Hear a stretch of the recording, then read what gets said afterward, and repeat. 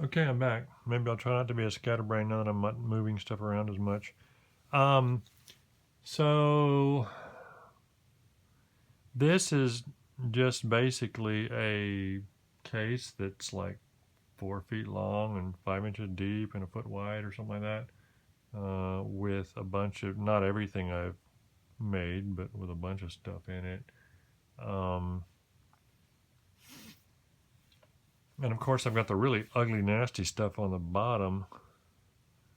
Um, but I thought I'd go through some of it and mention things a little bit. I have done a fair amount of practice on andice type points, for several reasons. Number one, I like andice type points, but really the main reason is they're good practice in a couple of ways. It's not all that easy to take a rock and keep it relatively wide and keep it relatively long if that's what you want to do, and knock it in flat enough and get good balance. So all that's good practice. But then with the endices particularly, to come in from the base, what I do, and knock in really hard flat and hinge the crap out of it, up in here somewhere, and then do that before, you get your outward shape of the thing, and then knock in real hard from the sides and cut off those hinges and have all that work out and be clean. That's a pretty good challenge.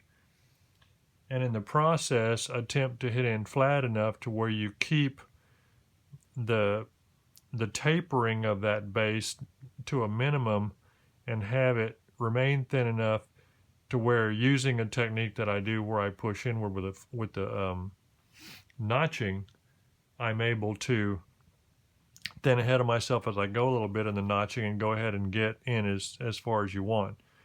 And probably a lot of people go ahead and do all one notch and then come in all the second notch. I tend not to do that. I tend to, take a flake or two and take a flake or two and then flip it and then just go back and forth. And one of the reasons for that is if you do, for however, stall out one side, then you can just make the other side match it, and at least you've salvaged the point, unless you want to, go to the effort to get it unstalled or whatever. Um, so anyway, but that's how I do it, and then at the end of that, have it all come together and finish your edges and have it like you want it. To me, it's a good challenge to try and make an andice that doesn't look goofy. Um, so I've done a fair amount of that kind of thing. The tang knives, I've done a lot of those, and usually I do them based on the fact that the rock is conducive to that the rock prefers that shape. There's a fair amount of the time when I let the rock sort of dictate what it wants to become. That was a terrible tough rock that I worked in the fall at a nap in, and it had some sort of I guess a shell inclusion that got cut through in there, and I just decided to make that sort of a centerpiece of it. That rock was rough, rough, rough. I think that was a slab of like a Colorado orthoquartzite, and again, the shape and width and all of the material kind of dictates what you do with it. Orthoquartzites don't have the same characteristics in how they flake as cherts and flints, so you got a sort of an acquired skill learning what they'll let you do. You don't have the flake tensile strength on those and the edge quality sometimes, so you have to be careful. Play it like it lays. The same is definitely true with Rainy Butte silicified sediment. That's Rainy Buttes. That stuff will teach you some lessons. It's neat. I like it. It looks cool. But some of these materials, Knife River will teach you some stuff too. Knife River can really make you want to swear off working raw chalcedony.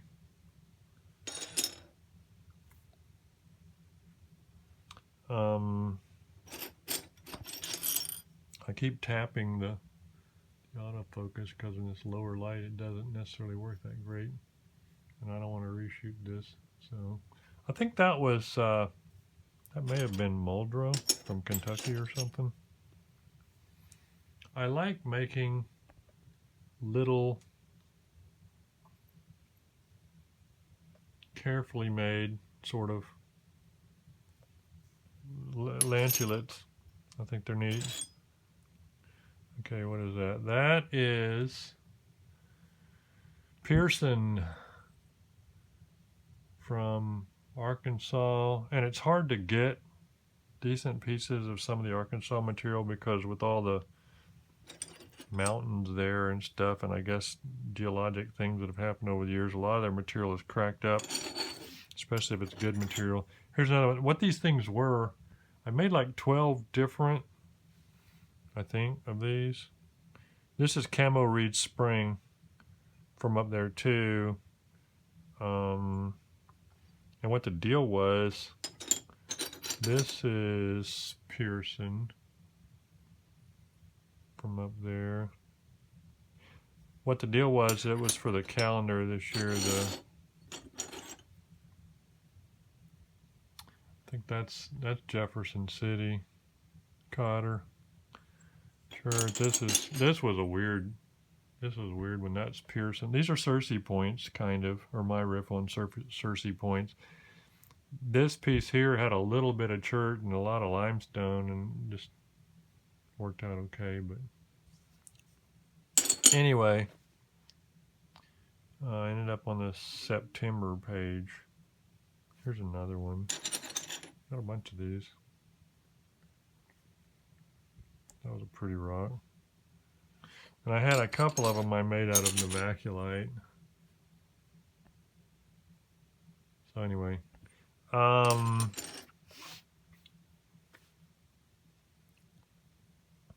never get much in the way of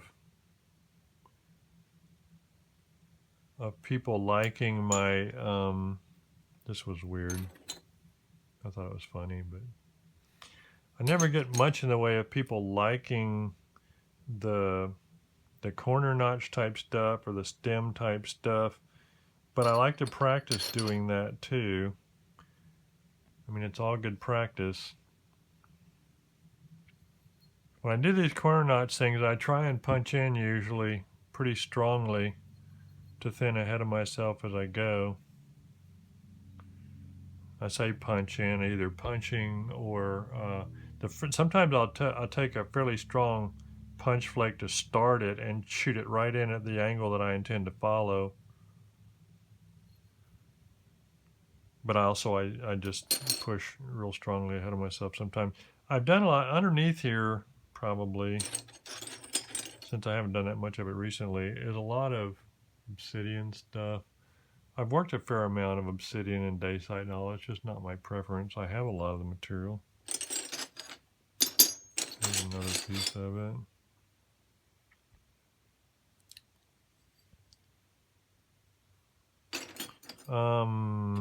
This was an Alibates little Clovis thing that was on the back of the calendar. Turkey tail. I haven't made many turkey tails. And the reason for that is it's sort of few and far between on the types of rock that I like to use. The correct type stuff like hornstones and things. This point, you may not think is anything special, but I kind of like it. It was one of them things that I just made it for me. I was at a nap-in and I felt like doing some oblique flaking, but then I felt like fluting too, so I just you know, there's nothing correct about it, but I just made it how I wanted it. Yeah, something to be said for that. Oh, on the fluting stuff, I used to do a lot, when I started out, I did a lot of jig fluting. And, I mean, I was obsessed with fluting at first, and so I was like fluting everything as far as I could, kind of, or something. So basically I got bored with it and kind of quit doing it. I think I've got a little Folsom here. This. I like this little Folsom. That's really, in the center anyway, it's really thin.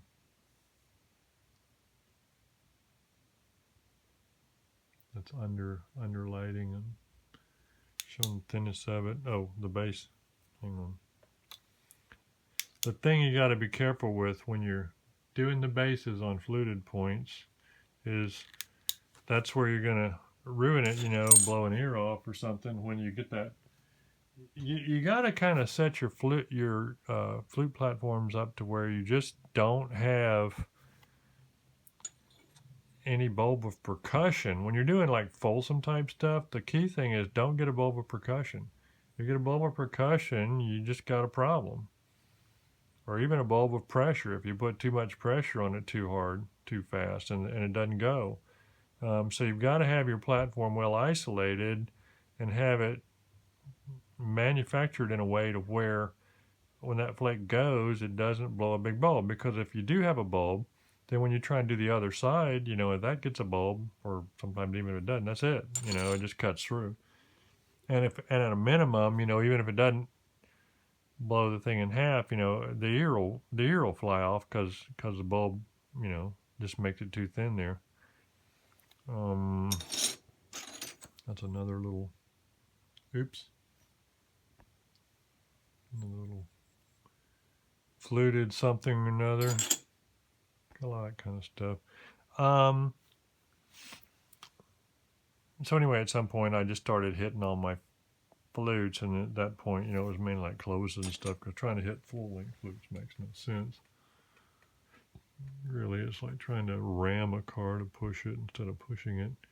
I sort of like that little Knife River Cody type thing. I like trying to do Cody flaking that looks good, because it's, you know, that's a disciplined kind of, and that the trick to that sort of thing is get everything real set up and smooth from previous sets. You know, you run 3 or 4 or 5 sets, whatever you need, and you, as you're coming in, and by the time you get it to where it's ready to do, everything is smooth and right, and the edge is just like you want it, and then you just kind of lock it in a position where you're blocking it in and locking it, and just become a machine at that point. There's another Jefferson City Cotter narrower Cersei riff. Okay, I'm turning this off and moving this thing down a little bit. Be right back.